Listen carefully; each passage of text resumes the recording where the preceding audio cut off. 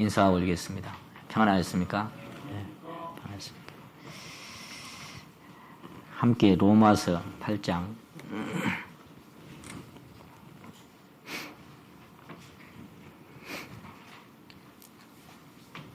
로마서 8장 26절에서 30절까지죠.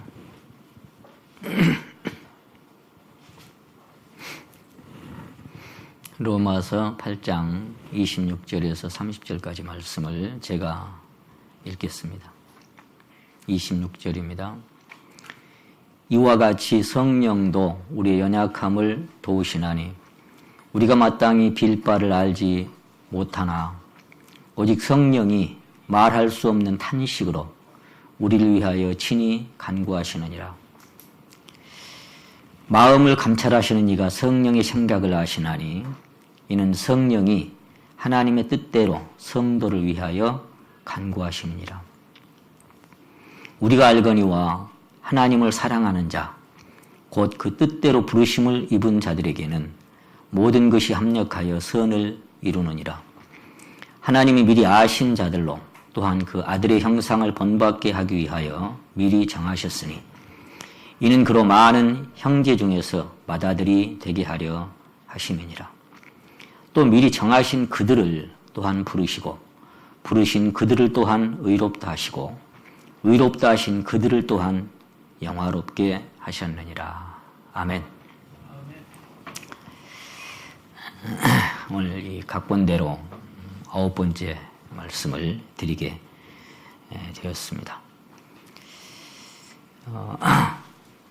제가 설교할 때 이 실언을 하지 않으려고 해보지만 지나고 나면 항상 실수한 것이 발견이 되곤 합니다. 지난번에 제가 같은 주제로 8번째 말씀을 드릴 때였어요. 그때 인생이 빈손으로 왔다가 빈손으로 떠나는 것이다. 그 말씀을 드릴 때 알렉산더 대왕이 이렇게 관 밖으로 손을 내놓고 봐라, 이렇게 많은 것을 얻었지만 빈손으로 간다는 사실을 사람들이 좀 보게 해라, 그렇게 했다는 말씀을 드렸는데, 그때 제가 알렉산더 대왕이 23살의 젊은 나이에 죽었습니다, 그렇게 말씀드렸는데 23이 아니고 32였는데 거꾸로 바뀌어가지고 32살에 죽은 사람을 10년이나 앞당겨가지고 23살에 죽었다고 그렇게 얘기를 했더라고요. 제가 아차 싶어서 다시 돌려보니까 역시 실수를 했더라고요. 이 시간을 빌어서 죄송하다는 말씀 드리고요. 사도 야고보가 야고보 3장에서 내 형제들아 너희는 선생된 우리가 더 큰 심판 받을 줄 알고 만일 선생이 되지 말라. 만일 사람이 말에 실수가 없으면 온전한 사람이다. 자기 온 몸도 억울시킬 수 있을 것이다. 이렇게 말씀하셨는데 말에 실수가 많은 게 인생인가 봅니다. 그래서 알렉산더는 23살에 죽은 게 아니고 32세의 나이에 괴질에 걸려서 사망했던 것이고, 그가 돌 석관이라고 하는데요. 거기에 이렇게 구멍이 뚫린 것을 제가 터키에 가서 박물관에서 봤을 때 참 많은 생각을 하게 되고, 역시 아무것도 가지고 오지 못했으니 또 아무것도 가지고 가지 못한다는 것이 새삼 실감하는 그런 시간도 제가 경험을 했습니다. 이제 오늘 부주제를 아들의 형상으로 그렇게 정했는데요. 사실 오늘의 주제도, 이 부주제도 어떤 이들에게는 별로 관심이 없는 주제일 수도 있겠다, 그런 생각이 들었더랬습니다. 그 아들의 형상으로, 저게 나하고 무슨 상관이지? 그 아들의 형상하고 나하고 매칭이 되는가? 정말 그분의 형상, 그분의 생명으로 내 안에서 같이 매칭이 되고 합일이 되고 그래서 결합이 돼서 하나인 것이 경험이 되는가? 이런 것들이 만일에 실제로 경험이 안 되면 이런 주제는 별로 흥미가 없습니다. 그래서 내 안에서 이렇게 매칭되기를 바라고요. 인생이 이렇게 황혼으로 갈수록 지난 날들이 회상되어지고 또 떠나는 순간, 주님을 실제로 만나 뵙는 순간도 이제 자꾸만 마음에 생각하게 되는 그런 시간들이 지납니다. 얼마 전에 제가 그 유튜브에서 보니까요, 연세대 교수였던 김동길 교수님이 벌써 이분이 92세가 됐더만요. 그 카랑카랑하고 정정했던 그 모습, 제가 김동길 교수를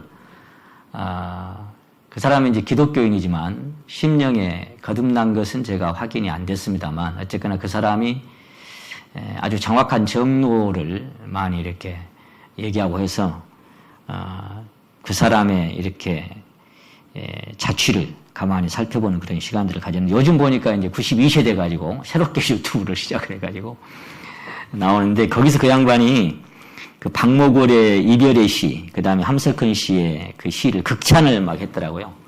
자기가 가장 감동받았던 시다. 그래서 제가 한번 찾아봤어요. 그랬더니 박목월 씨가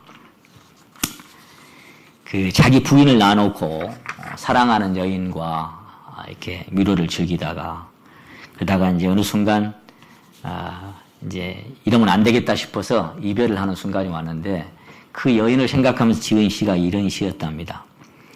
기러기 울어 여인은 하늘 구말리 바람이 싼을 불어 가을은 깊었네. 너도 가고 나도 가야지.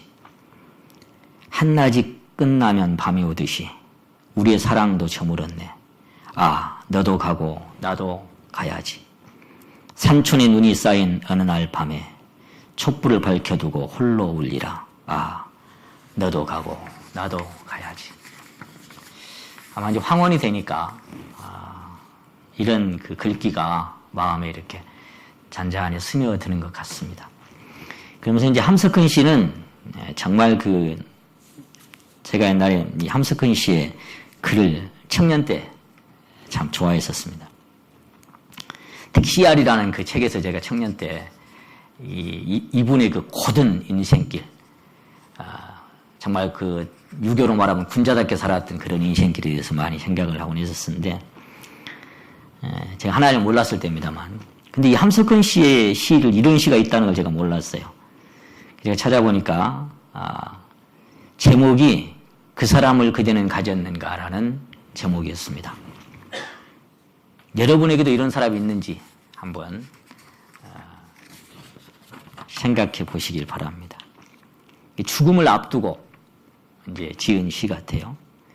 말리길 나서는 길, 처자를 내맡기며 마음 놓고 갈 만한 사람, 그 사람을 그대는 가졌는가? 온 세상이 다 나를 버려 마음이 외로울 때에도 저 마음이야 하고 믿어지는 그 사람을 그대는 가졌는가? 탔던 배 꺼지는 시간, 구명대 서로 사양하며 너만은 제발 살아다오 할 그 사람을 그대는 가졌는가? 불의의 사형장에서 다 죽어도 너희 세상 빛을 위해 저만은 살려두거라 일러줄 그 사람을 그대는 가졌는가? 잊지 못할 이 세상을 놓고 떠나려 할 때 저 하나 있으니 하며 빙긋이 웃고 눈을 감을 그 사람을 그대는 가졌는가? 온 세상의 찬성보다 아니 하고 가만히 머리 흔들 그 한 얼굴 생각에 알뜰한 유혹을 물리치게 되는 그 사람을 그대는 가졌는가? 어떻습니까? 여러분, 그런 친구 있습니까? 그런 친구.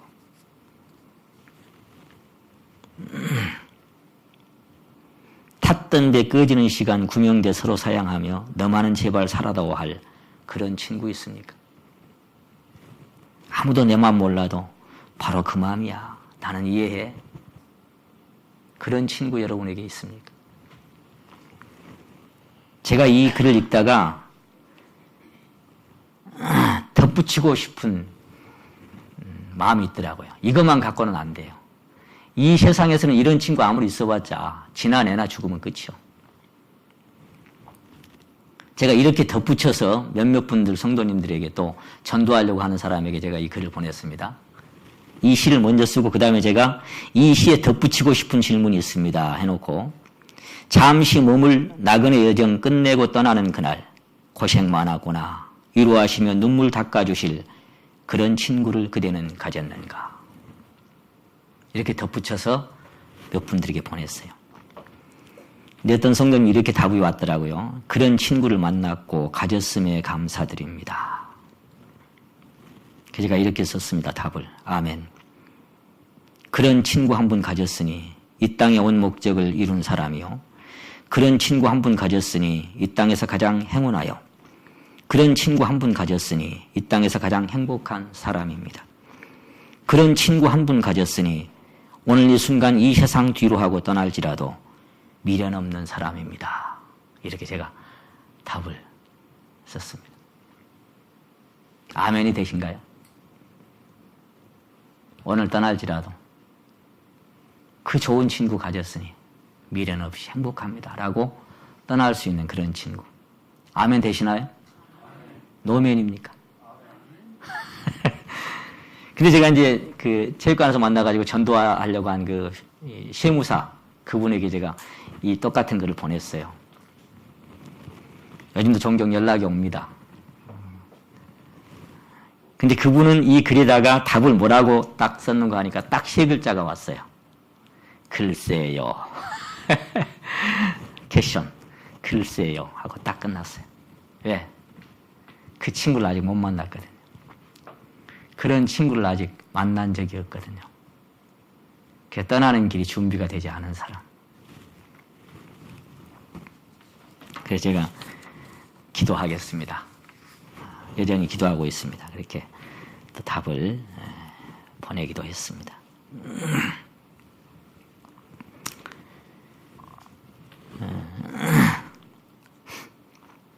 오늘 여기 본문 말씀에서 기도에 대한 말씀을 이제 쭉 하시면서 성령도 우리의 연약함을 도우신다. 사실 성령은 주님이시죠. 근데 연약한 곳에서 강하게 나타나시고 역사하시는 우리 주님은 마땅히 빌 바를 우리가 알지 못하나 뭘 기도해야 할지 사실 그 성령 안에서 기도하고 무시로 기도하고 이런 기도들은 성령께서 내 안에서 하나님의 뜻을 하나님의 원함을 비춰주실 때 그 뜻과 원함을 따라서 내가 함께 그 기도에 동역하는 것이 기도입니다. 그러니까 막 하나님의 뜻이 아닌, 예를 든다면 원하시면 저를 깨끗게 하실 수 있사오니 이렇게 했을 때 주님이 원하시면 내 기도가 될 것이고 이루어질 것이고 주님 원함이 아니라면 사양될 것이다. 주님의 그 기도는 항상 아버지의 뜻에 따라서 그리고 우리는 주님의 뜻에 따라서 무시로 성령 안에서 골방에 들어가 있을 때나 밖에 있을 때나 주님과 연결되어서 함께 호흡하는 그 속에서 우리가 주님께 늘 마음을 토하고 마음을 쏟아내는 게 기도인데 근데 죽으실 뿐 아니라 그게 33절의 말씀이죠. 죽으실 뿐 아니라 다시 살아나신 이는 그리스도 예수시다. 34절에 그는 하나님 우편에 계신 자여 우리를 위하여 뭐 하시는 분이에요? 간구하시는 자신이라. 보혜사라고 하는 뜻이 변호사, 돕는 사람, 대신 뭘 부탁하는 사람 이런 뜻이 보혜사예요. 그러니까 우리 안에 오신 성령님께서 모든 걸 아시기 때문에 계속 하나님의 뜻대로 간구를 하고 계시는데 그 무시로 기도하는 기도에 우리가 동역할 수 있는 사람이면 성령 안에서 살아가는 사람이다. 그렇게 생각할 수 있습니다. 하나님의 뜻대로 계속 간구를 드리시는데 28절 보시면 우리가 알거니와 하나님을 사랑하는 자, 곧 그 뜻대로 부르심을 입은 자들에게는 모든 것이 합력하여 선을 이루느니라. 모든 것이 합력하여 선을 이룬다고 하는 그 모든 것이라고 하는 것이 어떤 것이냐면 35절로부터 끝절까지 기록된 그것이 모든 일입니다. 누가 우리를 그리스도의 사랑에서 끊으리요? 환난이나 기근이나 핍박이나 환난이나 곤고나 핍박이나 기근이나 적신이나 위험이나 가리랴 기록된 바 우리가 종일 주를 위하여 죽임을 당케 되며 도살할 양같이 여김을 받았나이다 함과 같으니라.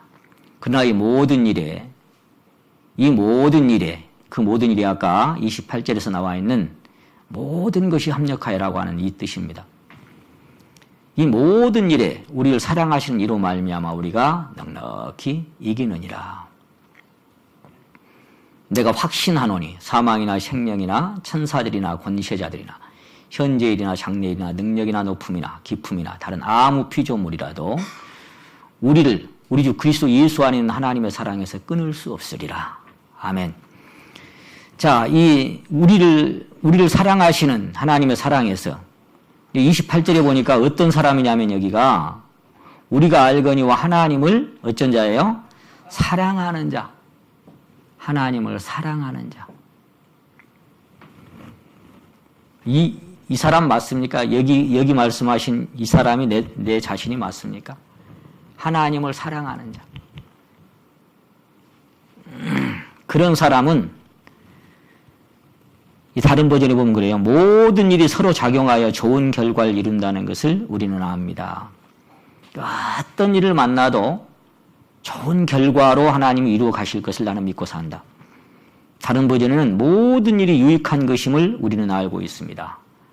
내게 닥친 환경이나 형편, 사정이나 어려운 시련과 고난들 어떤 것이 온다고 할지라도 그 모든 것들이 다 종합해서 좋은 결과로 하나님은 이끌어낼 것이니까 나는 그것을 믿고 그냥 따라갑니다. 그런 의미입니다. 사실 28절 말씀만 가지고도 드릴 말씀이 너무나 많기 때문에 이 부분은 다음 기회로 이제 좀 밀어놓고 29절 말씀부터 오늘 생각을 해보기로 하겠습니다. 하나님 미리 아신 자들로 또한 그 아들의 형상을 본받게 하기 위하여 미리 정하셨으니 이는 그로 많은 형제 중에서 맏아들이 되게 하려 하심이니라. 그리고 30절에도 또 미리 정하신 그들을 이렇게 말씀을 하셨어요. 그러니까 여기서 하나님께서 이렇게 말씀하셨어요. 미리 아신 자들.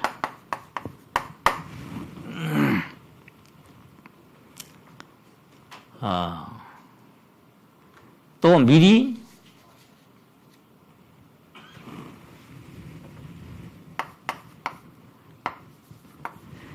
정하신 자들.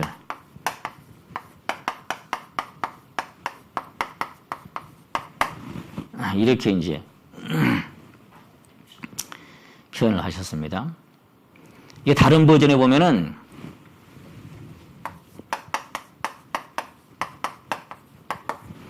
전부터 같은 내용이 되겠습니다만은 아셨던 자들 이렇게도 되어 있고 또는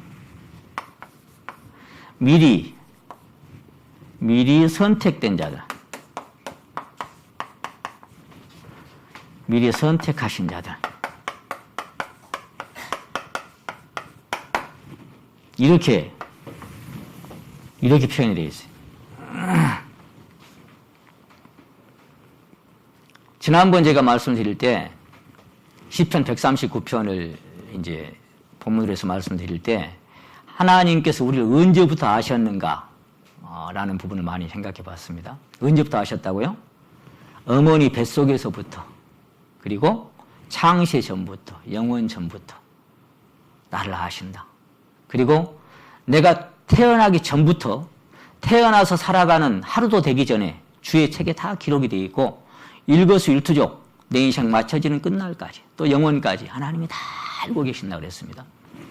근데 미리 아신 자들이라고 여기는 미리 정하신 자들이라고 전부터 아셨던 자들이고 미리 선택하신 자들이라고 성경은 말씀하고 있습니다. 이런 사람을 불러주신 이유에 대해서 이 사람들을 불러내서 뭘 하게 하려고 여기 부주제 있죠.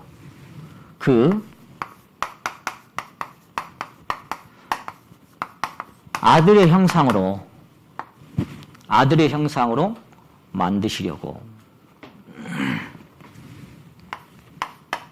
다른 버전에는 아들과 같은 모습으로 만들기 위해서. 그리고 또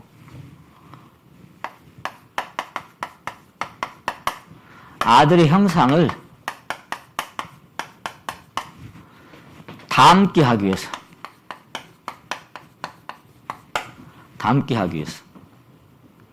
그리고 그 아들과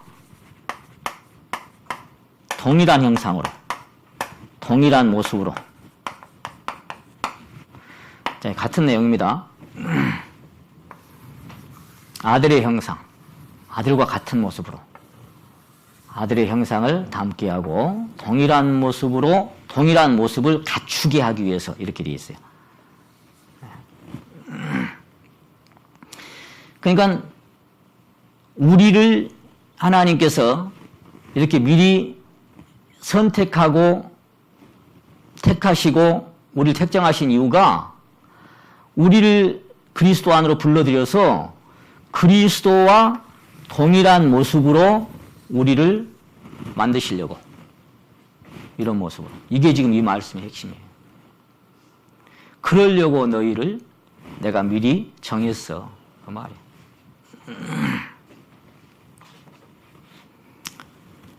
자, 거기 다시 한번 봅니다. 29절에.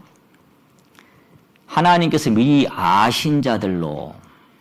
이 미리 아셨다는 것이 33절에 가서는 누가 능히 하나님의 뭐 하신 자들이에요? 예. 이걸 다른 말로 하면은 택하신 자들.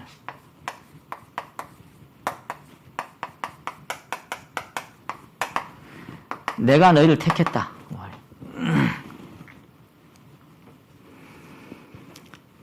이 택하신 자들, 미리 아신 자들, 또한 그 아들의 형상을 본받게 하기 위하여 미리 정하셨으니. 언제 정해놨다고요? 창세 전부터, 영원 전부터 그렇게 아들의 모양으로 딱 본받게 하려고, 딱 아들의 형상으로 그대로 담게 하려고.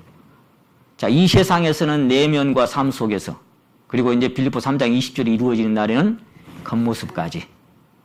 그 빌립보 3장 20절이 뭐예요? 오직 우리의 시민권은 하늘에 있는지라 거기로서 구원하는 자고 주 예수 그리스도를 기다리노니. 그가 만물을 자기에게 복종케 하실 수 있는 자의 역사로 우리 낮은 몸을 자기 영광의 몸의 형체와 같이 변케 하시리라. 자기 영광의 몸의 형체와 같이 변케 하시리라. 이게 청년의 몸입니다. 천사와 같은 몸이고. 이런 몸으로 실제로 변화되는 순간까지 요거는 이 세상에서 내면과 삶 속에서 우리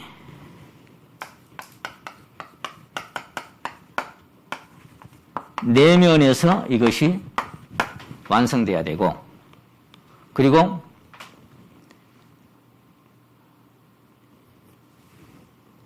모든 삶 속에서, 모든 삶에서 삶에서까지 우리가 이렇게 변화되고, 그리고 이것이 이제 완성이 되면, 이것이 완성이 되고 성취가 되면 그런 모습으로 우리가 주님 앞에 딱 갔을 때 우리에게 맞춰놓은 그 그리스도의 형상, 그 형상으로 이제 실제로 던지는 날이 오게 되겠죠. 어떻습니까, 여러분은? 이것이 이루어지고 있는지요? 여러분 내면과 삶 속에 아들의 형상이, 아들과 같은 모습이, 그 아들의 형상이, 동일한 모습이 내 안에 갖추어지고 닮아지고 있는지요?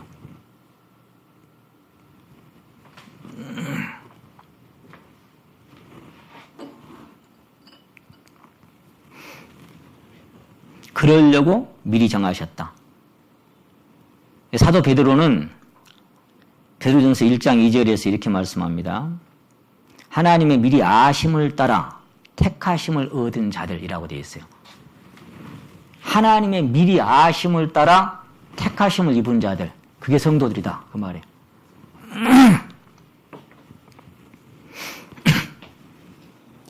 하나님은 누가 그리스도를 영접하고 거듭날지도 아시고 누가 주님을 거부하고 거절할 줄도 아십니다.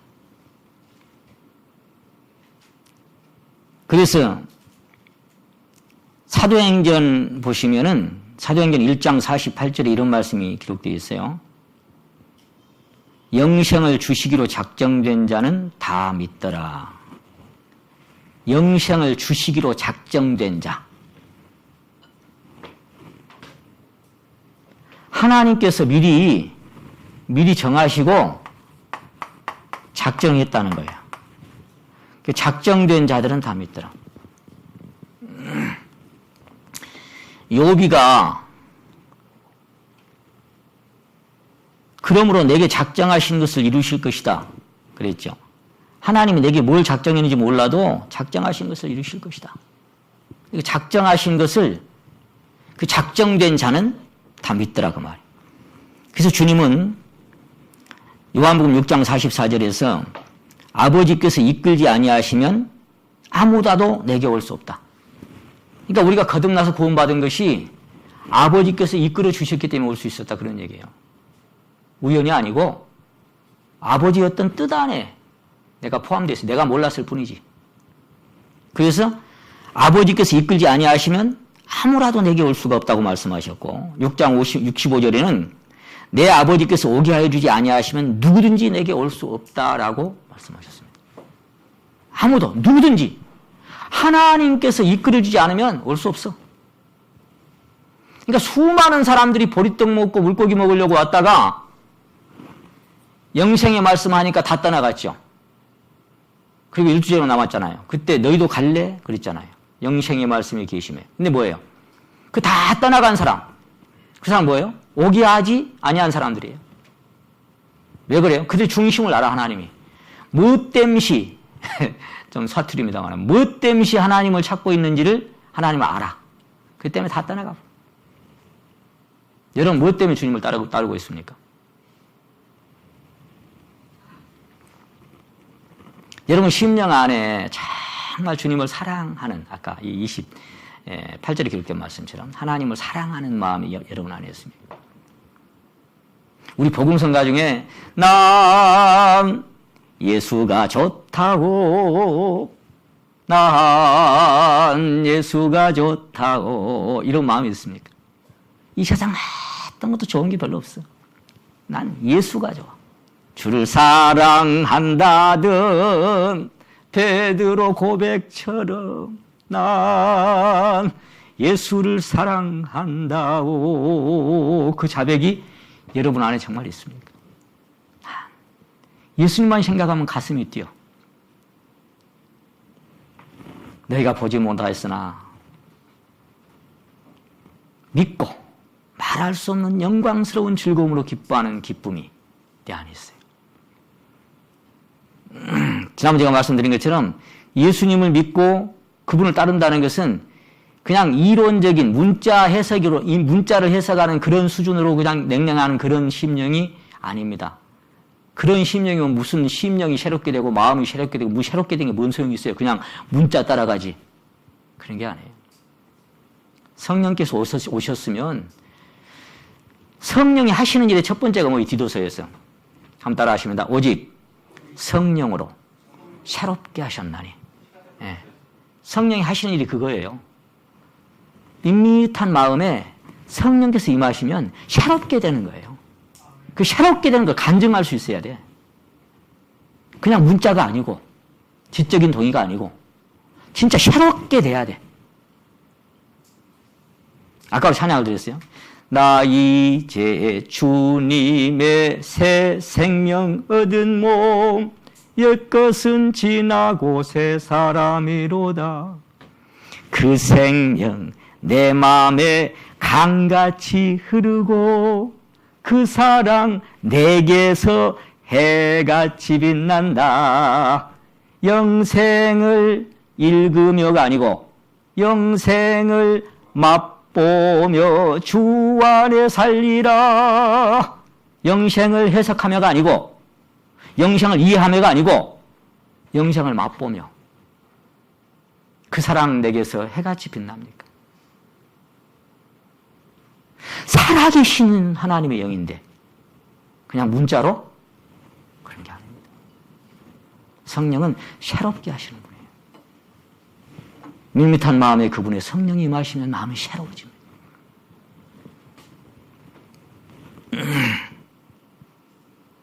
자, 그래서 하나님은 모든 것을 알고 계십니다. 미국의 아더 핑크 목사님은 이것을 예지의 능력이다 이렇게 표현하셨어요.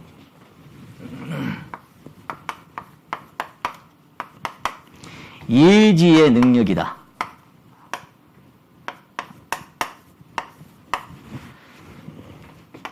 이게 무슨 얘기예요? 지난번에 우리가 전지전능,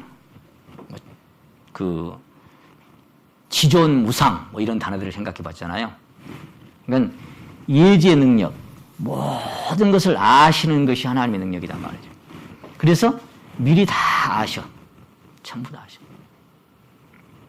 나는 지금 오후에 뭔 일이 일어날지 내일 어떤 일이 되게 몰라. 하나님은 다 알고 계셔. 그러니 맡기면 되는 거예요. 영생을 주시기로 작정된 자는 다 믿더라. 예레미야 1장에서 예레미야는 간증하기를 예레미야에게 하나님 말씀하시기를 내가 너를 복중에 짓기 전에 너를 알았고 태에서 초성되기 전에 너를 구별했다. 복중에 짓기 전에 시편 139편 기록된 말씀처럼 나를 위해서 정한 날이 하나도 되기 전에 그 깊은 속에서 하나님이 나를 아셔요. 사도 바울은 로마서 1장 2절에는 복음을 위하여 택정함을 입었다. 언제부터? 갈라디아 1장 15절 제가 안타깝게 말씀드립니다. 갈라디아 1장 15절에서 내 어머니의 태로부터 나를 택정하시고 나를 부르신 그분이 그랬어요. 언제부터? 아직 이름도 안 짓고 세상에 나오던 어머니의 뱃속에서부터 복중에서부터 나를 택하시고 나를 부르신 분이다. 근데 자기 마음대로 예수 믿는 사람 핍박하고 돌아다니다가 다메섹 도상에서 딱 불렀잖아요. 왜? 때가 되니까. 그때 부른 거예요. 그 전까지는 몰라. 내 어머니의 태로부터 나를 택정하심. 로마서 9장에 보시면 거기 그 옆에 9장 한번 찾아보시면 그 옆에 9장 9절 한번 보십니다. 9장 9절. 약속의 말씀은 이것이니라. 명년 이때에 내가 이르리니 사라에게 아들이 있으리라 하시니라. 이뿐 아니라 또한 리브가가 우리 조상 이삭 한 사람으로 말미암아 잉태하였는데 그 자식들이 아직 나지도 아니하고 무슨 선이나 악을 행하지 아니한 때에 뭘 따라서요? 택하심을 따라 되는 하나님의 뜻이 행위로 말미암지 않고 오직 부르시는 이에게로 말미암아 서게 하려 하사 리브가에게 이르시되 큰 자가 어린 자를 섬기리라 하셨나니 13절 기록된 바 내가 야곱은 사랑하고 에서는 미워하였다 하심과 같으니라. 이게 말라기 1장 2, 3절 말씀 여기 지금 인용한 거잖아요. 이 13절 말씀이 야곱은 사랑하고 에서는 미워하였다. 언제부터? 아직 태어나기도 전에. 좀 어찌 보면 좀 불공평한 것 같죠? 그죠? 아, 뭐야. 그러니까 무슨 선이나 악을 행하기도 전에 이 말씀이 뭐예요? 그들이 하나님께 미움받을 짓거리를 했거나 예쁨받을 짓거리를 전혀 한 적도 없이 태어나기도 전에 하나님은 택정을 해. 내가 야곱은 사랑한다. 근데 에서는 내가 미워해. 그게 뭐예요? 에서가 어떤 마음으로 어떤 존재로 살 것을 아시기 때문에 이런 말씀 하실 수 있는 거예요. 야곱이 어떤 마음으로 어떤 존재로 살 것을 아셨기 때문에 이런 말씀 하실 수 있는 거예요. 알아. 이게 그 예지의 능력이에요. 여러분이 어떤 마음으로 사실까 알아. 그래서 아직 태어나기도 전에 어떤 행위를 하고 안 하고 떠나서 그러니까 우리가 어떤 행위를 해서 막 사랑을 받고 안 해서, 물론 그런 부분이 포함되어 있는 부분도 있어요. 그러나 엄밀히 따지면 하나님 미리 다 아셔요.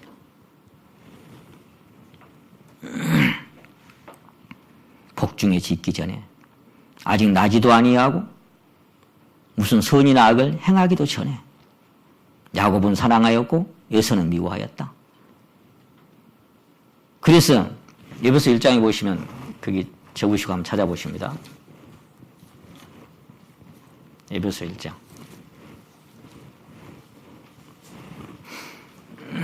3절 찬송하리로다 하나님 곧 우리 주 예수 그리스도의 아버지께서 그리스도 안에서 하늘에 속한 모든 신령한 복으로 우리에게 복 주시되 곧 언제부터?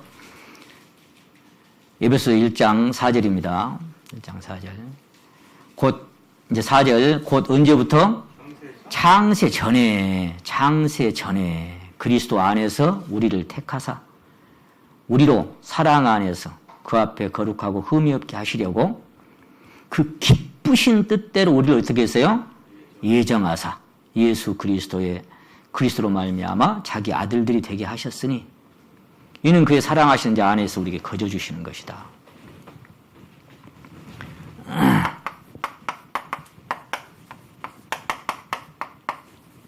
창세 전에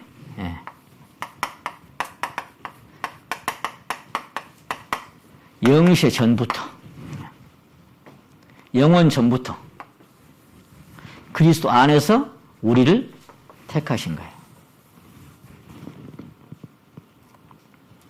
한번 생각해 보세요.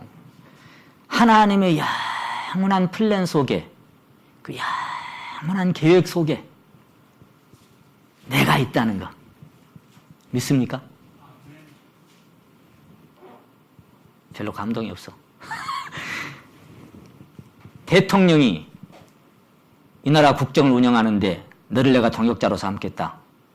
그래서 내 대통령으로 있는 동안에 이 국정이나 모든 나라를 운영하는 데 있어서 너를 내가 택했다. 내 동역자로. 그러면 좀 자부심이 생기잖아요.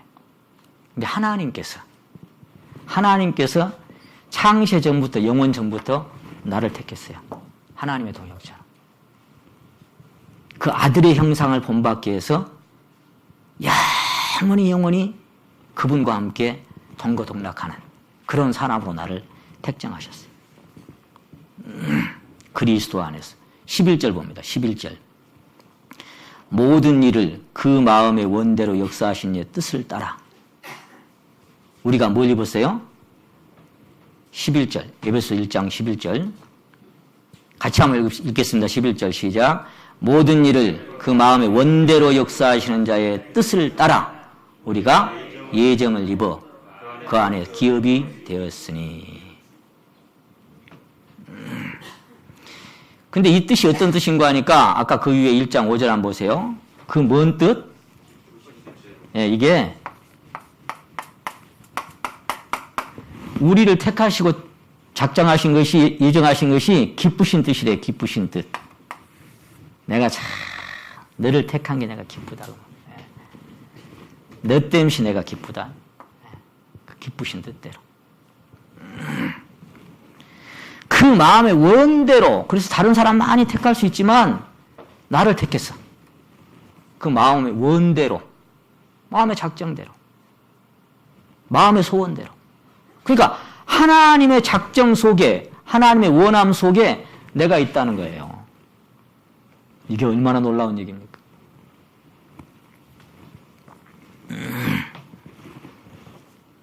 그 기쁘신 뜻대로 나를 예정하셨습니다. 이 택하다라는 히브리어 원뜻을 찾아보니까 라카라고 되어 있는데요. 취하다, 붙들다, 아내를 얻다, 소유하다, 받아들이다. 취하고 받아들여서 언제부터? 창세 전부터 나를 취하시고 나를 받아들이시고. 아까 사도 바울이나 예레미야나 선진들처럼 복중에 짓기 전에 나를 택정하시고 나를 아시고 어머니 태에서부터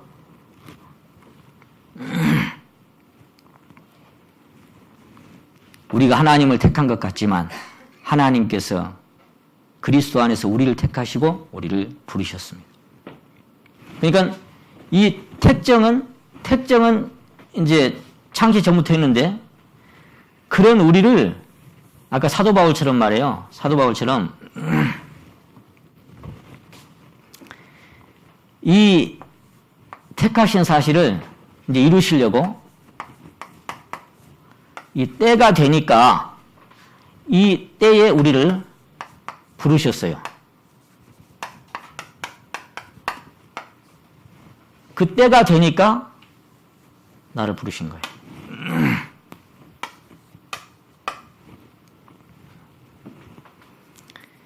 참, 이 나 같은 인생을 하나님이 불러주셨다. 그래서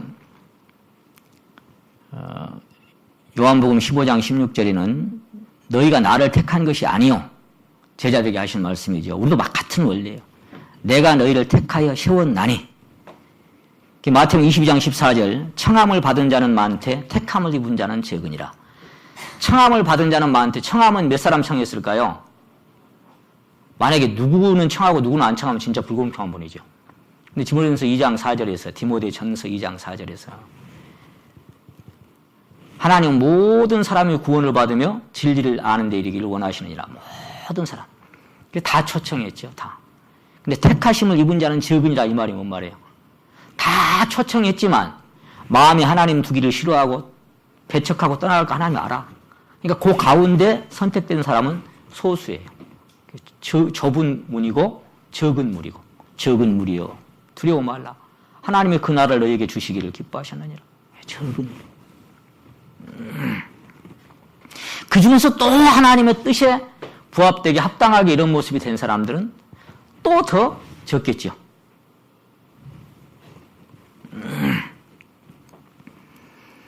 그래서 로마서 1장 6절에 보시면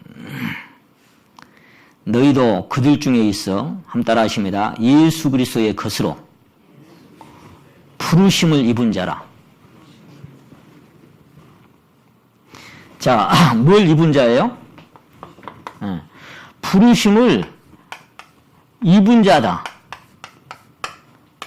하나님이 불러낸 사람이다. 그거 아냐? 뭘로? 예수 그리스도의 것으로. 너 내 거다. 이렇게 불렀단 말이야. 이렇게 불러냈단 말이야. 저는 그 378장 그 찬양 들으면서 참 그 가슴이 먹먹해질 때가 참 많았어요. 전하고 아니 1절에 보면 이렇게 있어요. 이전에 주님을 내가 몰라 영광의 주님을 비방했다. 저도 옛날에 그렇게 살았어요. 지극한 그 은혜 내게 넘쳐 날 불러주시니 고마워하라. 누구를 불러줬어요? 날 불러주시니 고마워하라. 나 같은 사람을 불러줬어. 나 같은 사람을. 세상에 나 같은 것을 하나님 불러주셨어. 그래서 야곱, 이스라엘을 하나님께서는 이사야 43장 1절에 보시면 야곱아 너를 창조하신 자가 이제 말씀하시니라. 내가 너를 구속하였고 내가 너를 치명하여 불렀나니 너는 내 것이라. 이 말씀이 로마서 1장 6절 말씀과 똑같은 말씀이야. 예수 그리스도의 것으로 내가 너를 치명하여 불렀나니 너는 내 것이다. 이 말씀. 내가 너를 치명했어. 치명이 뭔지 아시죠? 치명. 너! 많은 사람 중에서 너! 이리 와봐. 그 말이에요. 예? 많은 사람 중에서 너! 선생님이 많은 사람 중에서 말이요. 학생이 많아 보면서 무식이! 너! 딱 부르면 그런 것처럼 그 지명하여 부른 거예요. 지명했어요. 아브라함아 모세야 야곱아 사무엘아 사울아 더메섹 도상에서는 사울아 그런 분이 저를 불렀어요. 영서가 상근아 불렀어요. 제가 부르면 별로 안 반갑죠? 하나님 부르면 반가워하세요. 하나님 부르셨어요. 근규야. 제가 한 게 아니고 하나님이 이렇게 불렀다니. 영감아, 너 이리 와. 너 내 것이야. 이렇게 불렀어. 하나님이 그셨어. 세상에 여러분 시장바닥에 가서 물건 하나만 1,000원짜리 하나만 고르려고 해도 흠없는 거 골라냅니다. 흠없는 거 그렇잖아요. 예. 여기 뭐 1,000원짜리 하나만 살려고 해도 여기 어디 흠이 있는가 없는가 다른 것보다 좋은가 안 좋은가 비교해보고 1,000원짜리 하나만 하려고 해도 근데 10,000원짜리 살려면 더 고르겠죠. 만약에 100만원짜리 물건을 고른다 그러면 나를 하나님께서 지명해서 불렀어요. 그래서 이 택정이라고 하는 이 가릴 택자, 정할 정자, 택정하다, 택정. 이 택함이라고 하는 말보다 택정이라는 말은 또 더 깊은 의미를 갖고 있습니다. 택정했다. 이 택정이라고 하는 이 말씀의 뜻이 히브리서 찾아보니까 이 바하르라고 되어 있는데요. 여럿 중에서 골라내다 그런 뜻을 갖고 있어요. 여럿 중에서 골라내고 여럿 중에서 선택했다. 가리어서 뽑아냈다. 선정했다. 그런 얘기예요. 여럿 중에서 선정을 하고 그 중에 선택을 해서 골라냈어. 그 많은 사람 중에서 자부심이 생기지 않습니까? 하나님 나를 골라냈다. 하나님 나 같은 것을. 그래서 세상에 유능하고 훌륭한 인재들이 얼마나 많습니까? 얼마나 스펙도 좋고 잘난 사람 얼마나 많습니까? 에클레시아가 뭐예요? 불러내서 모으다라는 에클레시아가 이 신약의 교회라는 뜻이 고대 그리스 아테네 소시민의 그러니까 몇 사람 안 되는 그리스 소시민 그러니까 작은 그리스 내에서 그리스 전체를 정책을 어떻게 운영 방향을 정할 수 있는 그 소수의 아주 귀족무리 이 사람들이 에클레시아예요. 그게 교회라고 하는 뜻이에요. 신약 성경에만 112번이 나왔어요. 그 교회, 에클레시아. 그러면 그 소수의 무리 안에 나를 불러주셨다는 거죠.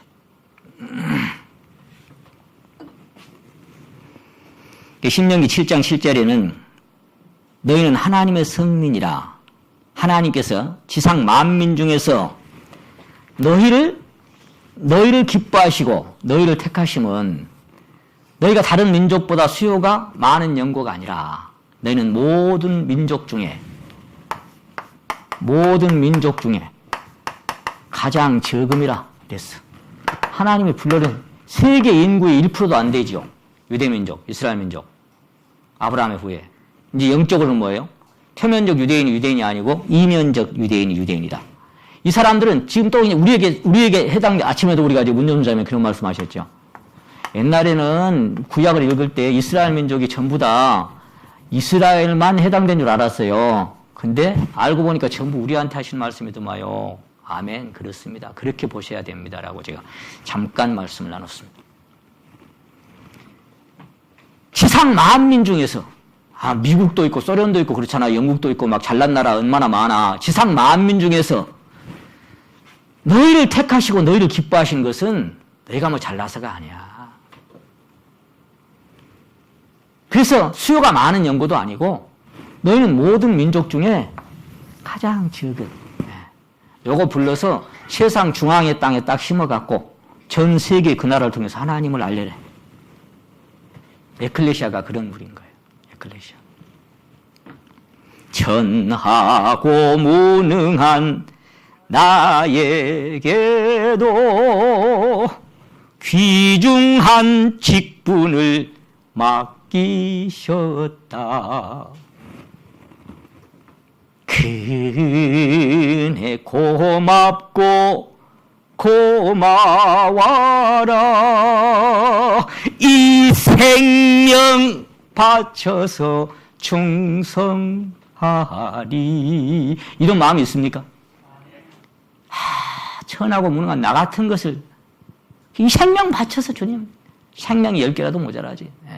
주여 충성하겠습니다. 나 같은 걸 불러줬습니다. 당신의 것으로, 당신의 소유로.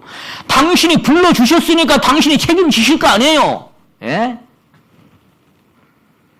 그래서 지난번에 목자와 양 말씀드렸죠. 목자 만나기 전에는 양이 지가 명수와 싸우고 지가 걱정하고 지 인생길 지가 개척하고 탕자도 마찬가지죠. 지가 먹을 거 걱정하고 막 돼지 쥐.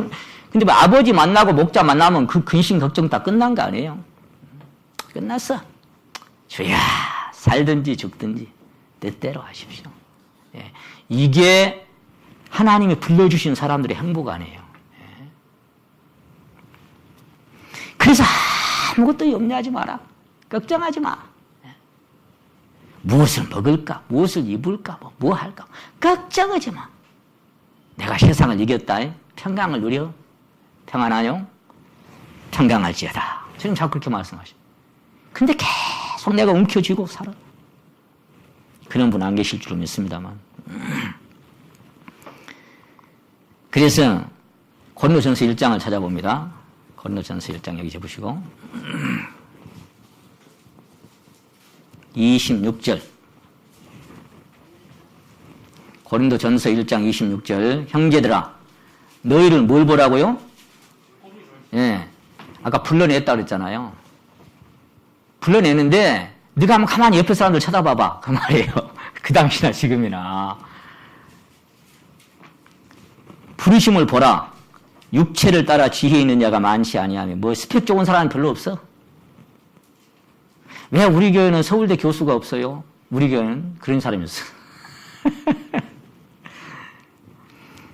그래서 지혜 있는 자가 많지 아니하며 능한 자가 많지 아니하며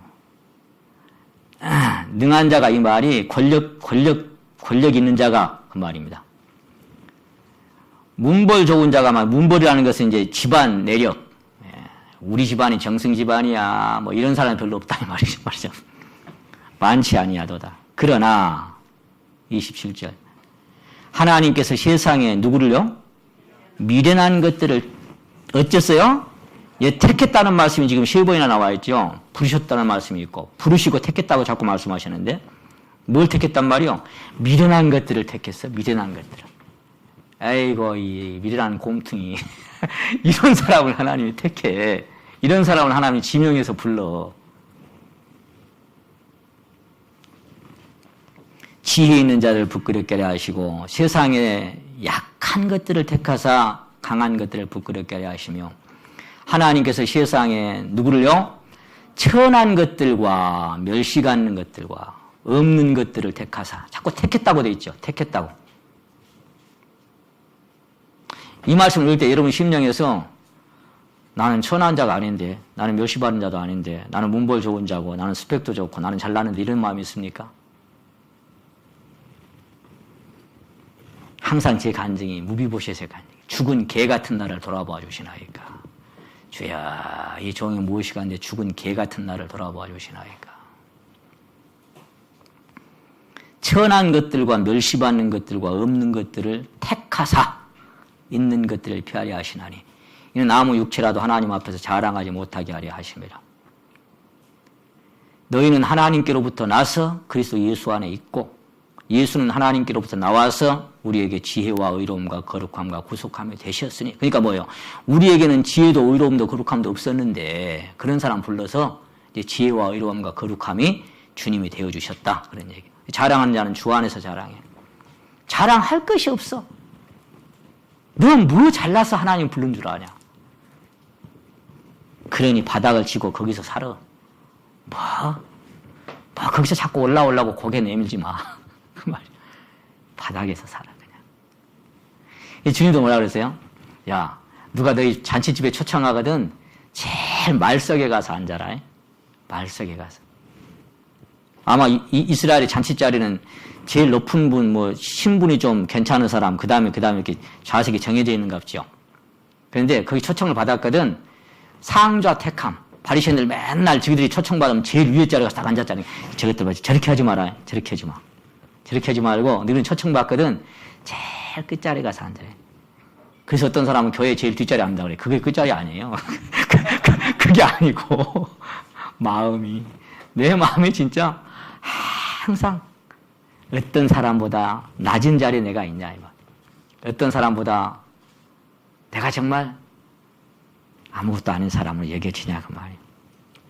그래야 주인이 와갖고 그치 거기 앉아있나 조금 위에 자리로 이렇게 해야 네가 조금 괜찮지. 위에 있다가 너보다 더 괜찮은 사람 오면은 그 자리가 안 돼. 그 시기 일어나 저기 밑으로. 그래 얼마나 창피하겠냐. 그러니까 처음부터 낮추고 살아 그 말이야. 뭔 일을 행했든지 간에 밭에서 돌아오거든 주인 다 피곤해도 다 해야 되지. 야 수고했다 앉아서 먹어라. 그럴 주인이 있겠냐. 그래 하고 나면 우리는 무익한 종이라. 우리 해야 할 거 한 것밖에 없어. 이렇게 말하고 살아. 무익한. 무자에서 유자만 내뿜으면 그 인생은 기난 끝나는 거예요. 무익한 종. 주여 나는 무익합니다. 아무짝에도 쓸모없는 인생입니다. 이런 마음으로 살아야. 그래서 하나님의 부르심은 후회가 없다고 말씀하셨는데 누구 불렀다고 후회하셨어요? 사울 왕을 불렀다가 후회하셨죠. 사울을 왕으로 삼으신 것을 후회하였노라 그랬죠. 그리고 노아왕수 때 세상 사람들 죄악에 빠져버리니까 하나님 마음에 한탄하셨다 그랬어요. 한탄이 나오고 후회가 나오고. 왜 그래요? 왕이 스스로 작게 여길 그때에 하나님께서 왕을 삼지 않았습니까? 근데 어째서 또 자꾸 높아져가고 작게 여길 때 왕을 삼았는데 높아지니까 내버려 버렸죠. 그래서 항상 말석에가 앉아 살아야 그럼 문제 될 것도 없고 누가 무시를 해도 누가 욕을 해도 누가 멸시를 해도 주님의 마음이 있는데 뭐 그래 주여 저는 그런 인생입니다. 아무것도 아닌 인생은 아무것도 아니게 취급해도 아무렇지도 않다 그랬죠. 괜찮아. 왜? 난 아무것도 아니니까. 그래야 되는 거예요. 그래야 평강이 되지. 내가 뭐 된 척하면요 누가 무시하고 멸시하면 뭘 시게 이것이 나를 뭘로 보고 하기 시작하면 마음이 평안해져 버리는 거예요. 그러니까 누가 형편없이 취급을 해도 내가 형편없는 인생인 것을 발견한 사람은 아무렇지도 않아. 왜? 나는 그냥 형편없는 인생이니까. 그래야 그렇게 사는 거예요. 그래야 평강이 안 깨져. 거기에 자존이 안 깨진 사람은 남편에게도 썽을 내고 아내한테도 으르렁거리고 가족끼리도 옆에 있는 사람한테도 직장 동료한테 괜히 겉으로는 상사에게 하는데 속에서는 부글부글 불고 라면 냄비 되면 안 됩니다. 돌솥이 돼. 내가 항상 우리 큰놈한테 하는 얘기가 야 이놈아 돌솥이 되거라. 조금만 저기 하면 팍팍 라면 냄비 같이 하지 마요. 돌솥으로 살아라. 그러려면 돌 같은 분을 내 안에 모셔야 될 거 아니에요. 예.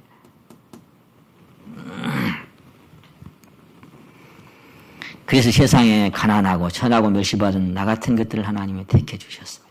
나 같은 것을 하나님이 핏값을 주고 사셨습니다. 그래서 이 부르실 때 어디서 불렀든지 간에 고린도전서 7장 한번 봅니다. 고린도전서 7장.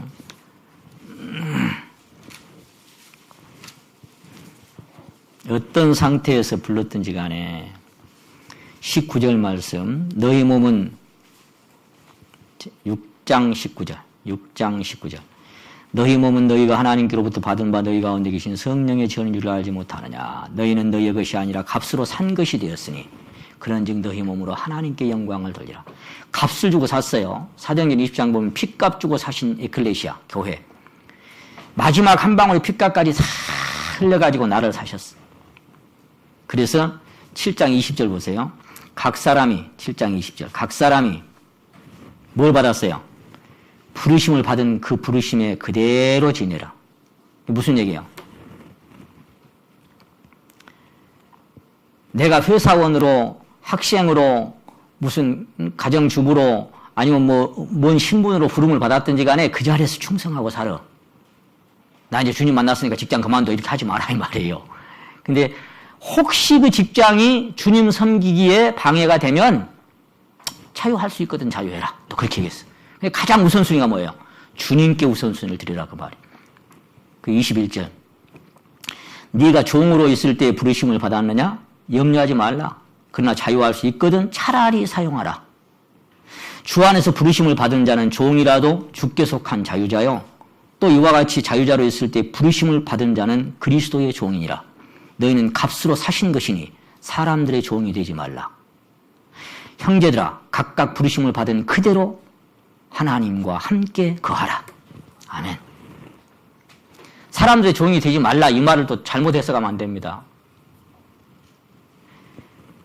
두려워할 자를 두려워하고 존경할 자를 마땅히 존경이라고 하는데 여기 지금 무슨 얘기를 하고 있는 거예요? 어떤 직장인 이런 얘기 지금 하면서 만약에 이게 주 안에서 부모도 주 안에서 직장 상사도 주 안에서 순종하라 그랬잖아요. 만약에 교회 가지 마, 성경 보지 마, 하나님 믿지 마. 근데 그것도 순종할 겁니까? 그건 주 안에 순종하는 게 아니죠. 부르심을 받은 그대로 거하는데 그 자리에서 그것이 방해되거든 차라리 자유업으로 거기 구속받을 일이 별로 없어. 그 말이에요.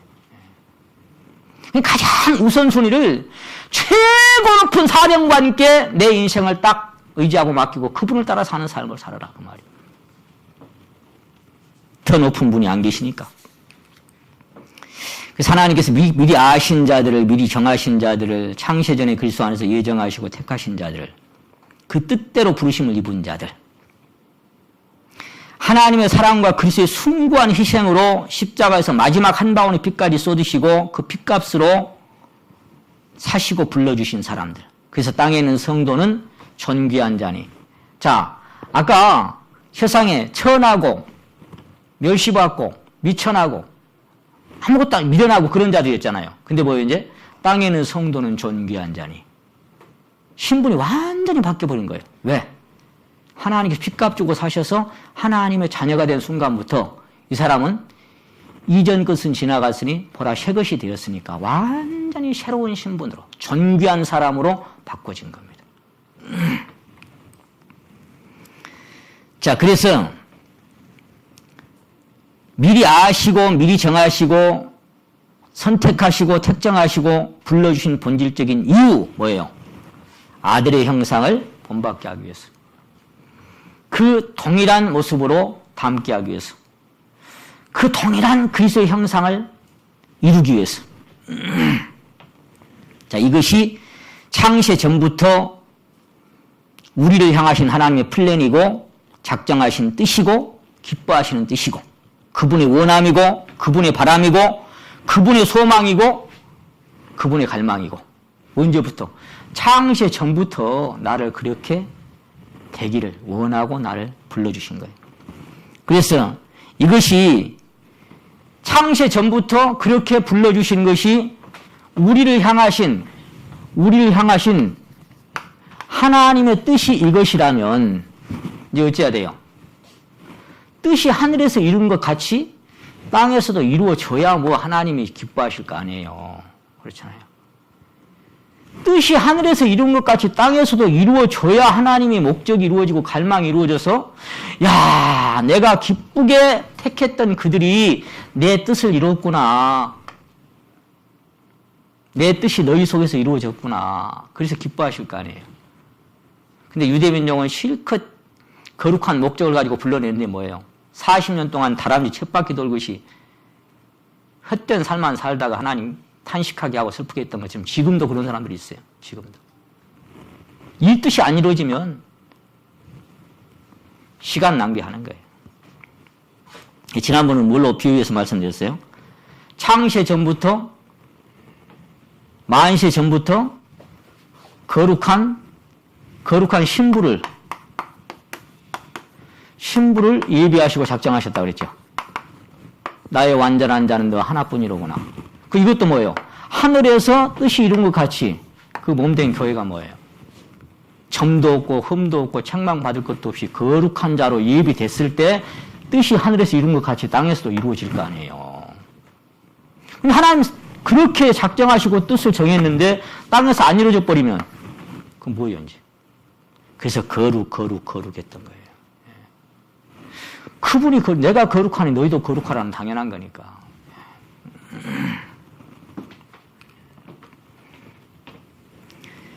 창세 전에 그리스도 안에서 우리를 택하시고 예정하신 이유가 그 앞에 거룩하고 흠이 없게 하시려고. 이게 에베소 1장 4절이에요. 골로새 1장 20절은 거룩하고 흠이 없고 책망할 것이 없는 자로 그 앞에 이런 자로 그 앞에 세워질 때 내 뜻이 이루어졌구나 하는 얼마나 기쁘시게 우리 받으시고 그 순간. 이런 자로 주님 앞에 설 때 서로가 서로에게 자랑이 되고 기쁨이 되고 멸류관이 되는 거예요. 그렇지 못하고 부끄러운 자로 섰을 때는 뭐예요? 자랑이 되겠습니까?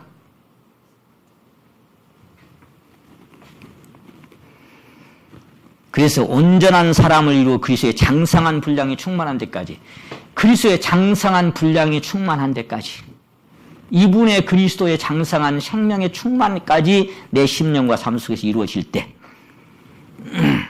그래서 성경은 기준이 항상 있어요. 오직 사랑 안에서 참된 것을 하여 범사에 그에게까지 자랄지라.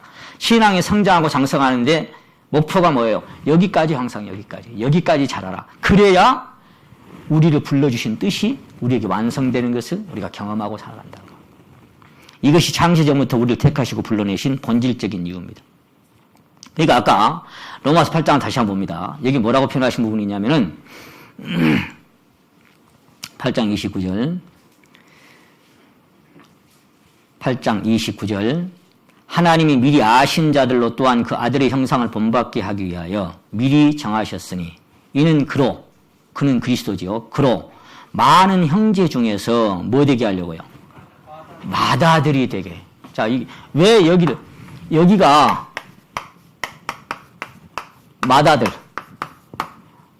이제 우리말로 하면 장형, 큰형님. 그 말이에요. 이 맏아들이 되게 하셨다.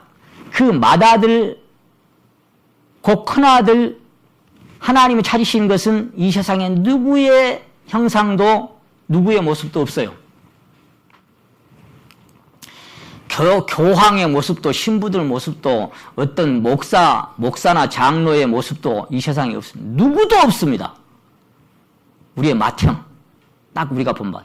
사도 바울께서 내가 그리스도를 본받는 자 된 것 같이 너희는 나를 본받은 자가 되라. 왜? 그리스도를 본받는 거기가 표본이. 그래서 그 맏아들이니까 그의 깨끗하심과 같이 너희도 그렇죠. 그의 어떠하심과 같이 너희도 장남, 맏아들 그 형상 그대로 우리가 던지고 살아야 하는.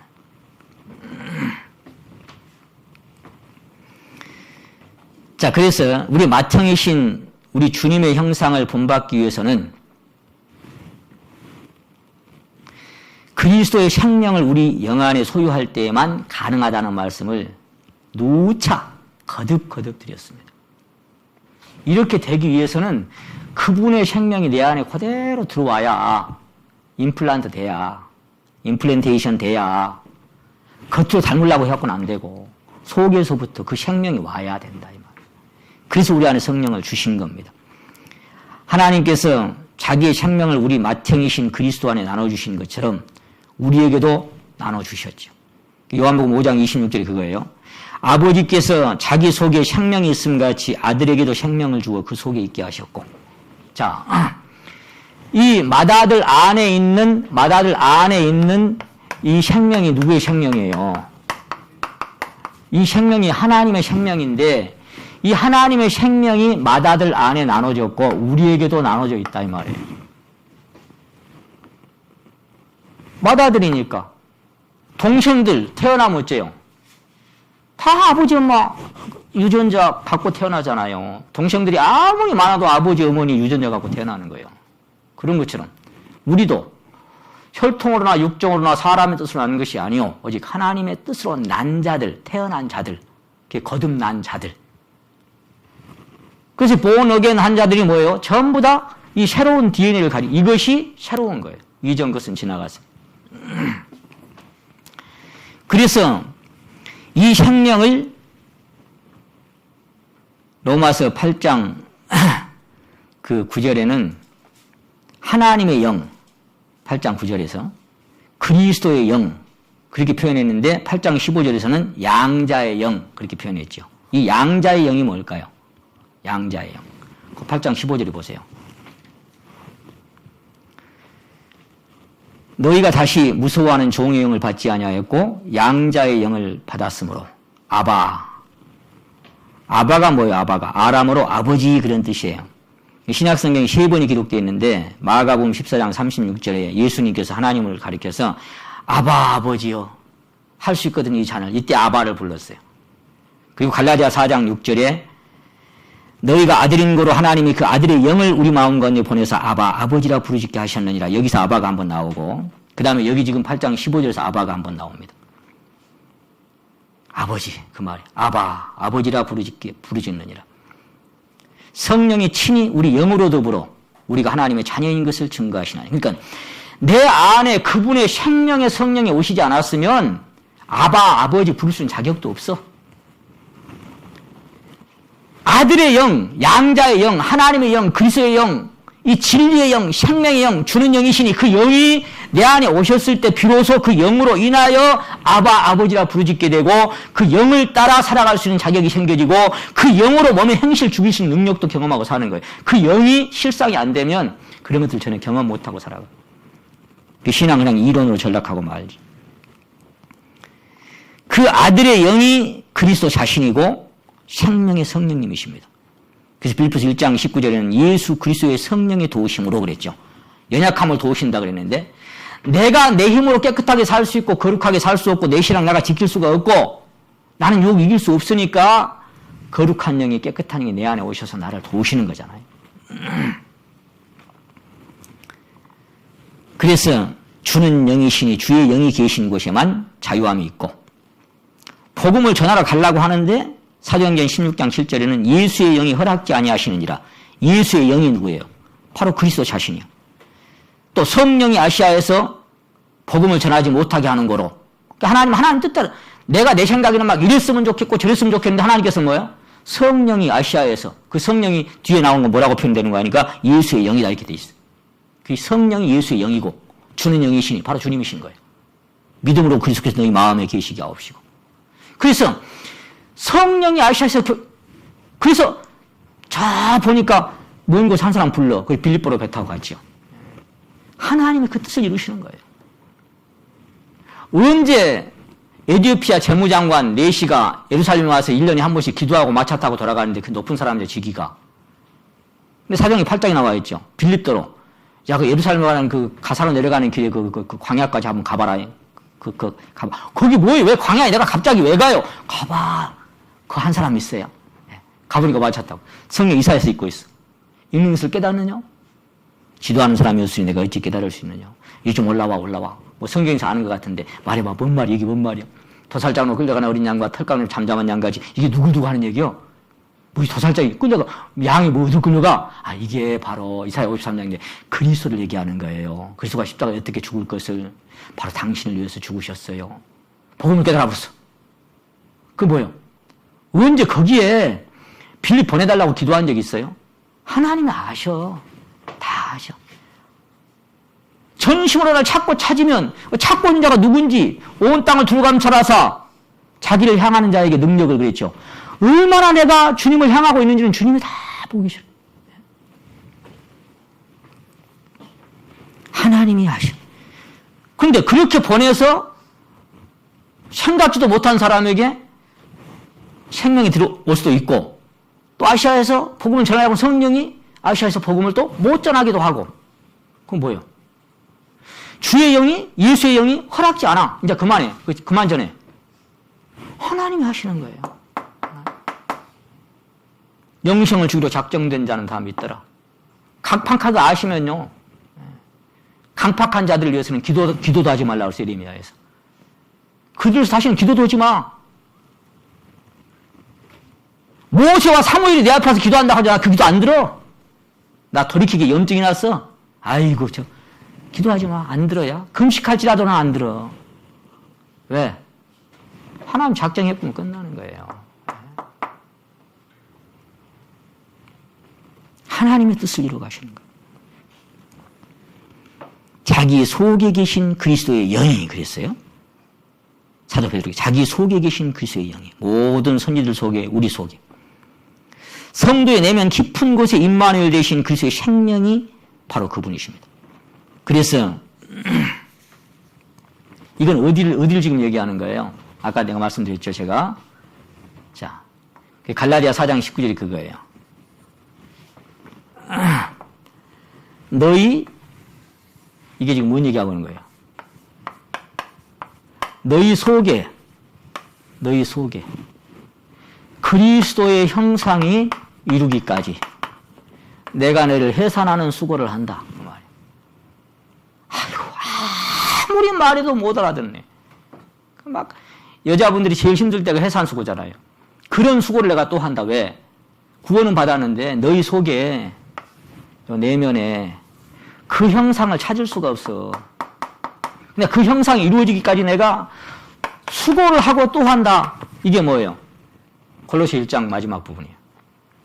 나도 내 속에서 능력으로 역사하시니 역사를 따라 힘을 다하여 수고한다. 무엇을 위해서? 각 사람을 그리스도 안에서 온전한 자로 세우려고. 지금 제가 하고 있는 설교가 무슨 수고겠어요? 수고에 뭐 축도 안 들겠습니다만 저 같은 거는 이 수고예요. 이 수고. 각 사람을 그리스도 안에서 온전한 자로 완전한 자로 그분의 형상으로 세우기 위해서 나도 내 속에서 능력으로 역사하는 역사를 따라 힘을 다하여 수고한다. 이게 복음 전하는 수고입니까? 아닙니다. 복음 전하는 것은 가장 우선순위 앰뷸런스 119 구조대 빨간 신호등도 없어. 그냥 그건 복음 전하는 가장 우선순위고 그건 기본이고 복음 전하는 사람들을 위한 수고는 뭐예요? 오늘 이 수고가 있는 거예요. 너희 속에 그 형상을 찾아보니까 안 보이네.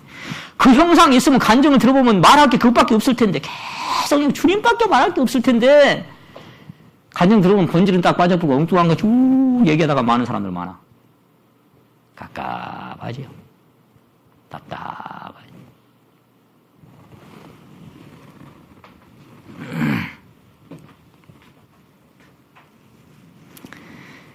그래서 이 로마서 8장은 7장의 탄식에서 부르짖던 절박한 신앙에서 8장으로 문턱을 넘어와서 이제는 생명의 성령의 법 안에서 승리와 평강을 누리며 살아간다고 하는 신앙의 새로운 경지에 새로운 공과에 입성한 자들의 간증입니다. 이게 8장이. 거기 입성한 자들의 자백인 거예요. 그래서 로마서 8장에는 성령이라는 단어가 7번 나오고 영이라는 단어가 15번이 나왔다고 그랬죠. 이것이 이론이 아니라 실제로 자기 심령에 경험되어진 사실을 자백하고 있다면 여러분도 그 새롭게 된 자백을 늘 할 수 있어야 됩니다. 당연한 겁니다. 직접 동의. 그래, 나도 알아. 많이 들었어. 나도 이해해. 그거 말고. 이론과 실제는 완전히 다른 겁니다. 지식도 이론도 잘 설명할 수는 없으나, 잘 들으세요. 지식도 이론도 잘 설명할 수는 없고 성경도 잘 찾아볼 수도 없으나 한 가지 분명한 게 있어. 내 마음이 새롭게 됐어. 내 마음에 주님이 오셨어. 나를 변화시켰어. 나 이거 하나 알아. 어느 쪽이 더 이기는 삶을 살 수 있을까요? 어느 쪽이? 지식은 힘이 될 수 없습니다. 실제가 되지 않으면. 실제 싸움판에서 싸움을 막 해본 사람하고 책을 보고 정권은 이렇게 뻗는 거야, 막 어떻게 치는 거야, 이럴 때는 어떻게 막는 거야, 막 연구 많이 한 사람하고 누가 이길까요? 실전에서 싸움꾼은요, 이론 갖고 막 설명해봤자 한 방 때리면 코피 날 뻔해요. 저도 옛날에 해봤어요. 신앙도 그런 거더라고요, 제가 살아보니까. 막 설명을 해. 옳은 지식, 옳은 견해, 옳은 정설. 근데 실제 삶 속에서 간증이 없어. 생각해 봐야 돼요. 아십니까? 성도 여러분의 심령 안에 이런 간증이 있습니까? 전에는 죄를 이길 수 없었는데 이제는 이겨집니다. 이런 간증이 있습니까? 이제 이겨져요.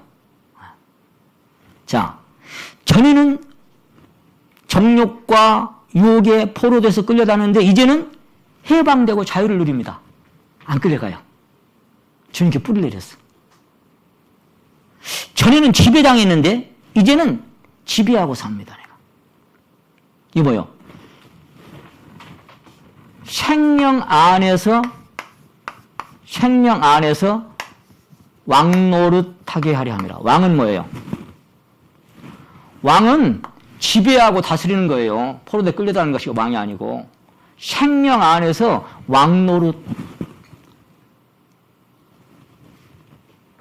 이게 모르드게가 푸른 관복을 입고 127돌을 평정하고 다스리는 모습이에요. 하만의 반지가 모르드게에게 딱 바뀌어지는 순간이 있어야 돼. 그게 없으면 그 능력이, 여러분 그런 적이 있었습니까? 전에는 근심하고 탄식하면서 막 어쩔 줄 몰라. 이제는 감사하고 찬송합니다. 그런 감정이 있습니까? 심령이 새롭게 되는 감정, 마음을 새롭게 함으로 변화되는 감정. 이것은 내가 내 힘으로 힘쓰고 애써서 도달하는 것이 아니라 하나님 안에서 발견되는 거죠. 그래서 가나안 땅은 뭐예요? 네가 심지 아니한 포도원을, 네가 파지 아니한 우물을, 네가 짓지 아니한 아름다운 물건이 가득 찬 그런 집들을 네가 파고 네가 심고 네가 한 게 아니고 가서 발견된 거예요. 딱 어느 날 눈이 밝아지면서 확 발견이 되는 거예요. 어둠 속에 뭐가 있는지 몰라다가 불이 확 켜지고 할렐루야! 아이고 주님 여기 계셨네. 야곱이 그랬죠. 돌베개 베고 자다가 주님 여기 계시는 내가 몰랐네요. 예. 이렇게 되는 거예요. 내 안에 간증을 할 수 있어야 돼요. 이론이 아니에요. 내 마음 눈을 밝히사 그 힘의 능력이 강건으로 역사하시는 것이 어떤 것인지, 믿는 우리에게 베푸실이 아니고 베푸신 능력이 지극히 크심이 어떠한 것을 깨달았다면 역사가 나타나야 정상입니다. 그래서 지적 동의는 누구나 할 수 있지만 실제로 경험하고 심령의 삶이 되기까지는 생명의 능력이 그 안에서 그 사람을 새롭게 해야 됩니다. 그래서 그 영광의 힘, 그러니까 하나님의 능력이죠. 힘을 쫓아 모든 능력으로 능하게 되면 내 힘으로 할 수 없었던 것이 다 가능하게 됩니다. 이게 뭐예요? 내게 능력 주시는 자 안에서, 내 스스로가 아닙니다. 내게 능력 주시는 자 안에서 내가 모든 것을 할 수 있느니라. 이게 사도 바울의 간증인 거예요. 그분 안에서. 전에는 용서가 안 되는데 이제는 용서가 되네. 전에는 이런 환경에서 짜증나고 썩나는데 이제는 평강이 지켜지네. 이상하네. 전에 나는 이게 안 되는데. 전에는 사랑할 수 없었는데 이제 사랑이 되네. 아, 내가 왜 이러지? 너희 안에 이 마음을 품으라. 곧 그리스도 예수의 마음이니. 이 마음이 왔어. 그분의 마음이. 전에는 화목할 수 없었는데 이제는 화목해. 왜? 위로부터 온 것은 첫째 성결하고 화평하고 화목하고 당연하죠. 시기 질투가 사라져버렸어. 이상하네. 이런 상황에서 나 같으면 짜증나고 저걸 그냥 해야 되는데 이상하네. 내 마음이 왜 이러지? God bless you. 되네. 자, 주님 감사합니다. 주님이 내 마음을 주장하시네. 이렇게 돼야 변화라고 얘기할 수 있는 거잖아. 그것도 하루 이틀이 아니고 항상 세상 끝날까지 날마다 계속 같이 사시는데, 예? 그것도 한두 번이 아니고 또 더 새롭게 그래서 뭐예요? 날로 새롭도다. 날로. 그게 돼야 그분의 생명이 우리 안에 살아 역사하시는 거 아니에요?